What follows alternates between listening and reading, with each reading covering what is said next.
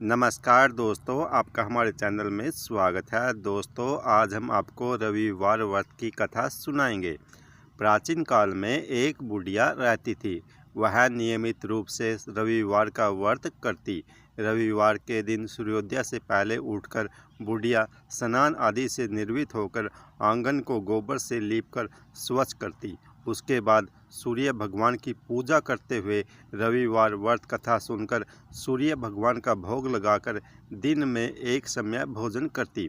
सूर्य भगवान की अनुकंपा से बुढ़िया को किसी प्रकार की चिंता एवं कष्ट नहीं था। धीरे धीरे उसका घर धन धान्य से भर रहा था। उस बुढ़िया को सुखी होते देख उसकी पड़ोसन उससे जलने लगी। बुढ़िया ने कोई गाय नहीं पाल रखी थी, अतः वह अपनी पड़ोसन के आंगन में बंधी गाय का गोबर लाती थी। पड़ोसन ने कुछ सोचकर अपनी गाय को घर के भीतर बांध दिया। रविवार को गोबर न मिलने से बुढ़िया अपना आंगन नहीं लीप सकी। आंगन न लीप पाने के कारण उस बुढ़िया ने सूर्य भगवान को भोग नहीं लगाया और उस दिन स्वयं भी भोजन नहीं किया। सूर्यास्त होने पर बुढ़िया भूखी प्यासी सो गई। प्रातःकाल सूर्योदय से पूर्व उस बुढ़िया की आंख खुली तो वह अपने घर के आंगन में सुंदर गाय और बछड़े को देखकर हैरान हो गई। गाय को आंगन में बांधकर उसने जल्दी से उसे चारा लाकर खिलाया। पड़ोसन ने उस बुढ़िया के आंगन में बंधी सुंदर गाय और बछड़े को देखा तो वह उससे और अधिक जलने लगी। तभी गाय ने सोने का गोबर किया। गोबर को देखते ही पड़ोसन की आंखें फट गई। पड़ोसन ने उस बुढ़िया को आसपास न पाकर तुरंत उस गोबर को उठाया और अपने घर ले गई तथा अपनी गाय का गोबर वहां रख आई। सोने के गोबर से पड़ोसन कुछ ही दिनों में धनवान हो गई।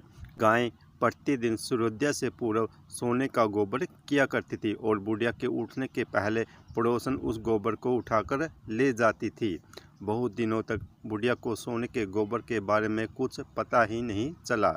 बुढ़िया पहले की तरह हर रविवार को भगवान सूर्य देव का व्रत करती रही और कथा सुनती रही। लेकिन सूर्य भगवान को जब पड़ोसन की चालाकी का पता चला तो उन्होंने तेज आंधी चलाई। आंधी का प्रकोप देखकर बुढ़िया ने गाय को घर के भीतर बांध दिया। सुबह उठकर बुढ़िया ने सोने का गोबर देखा। उसे बहुत आश्चर्य हुआ।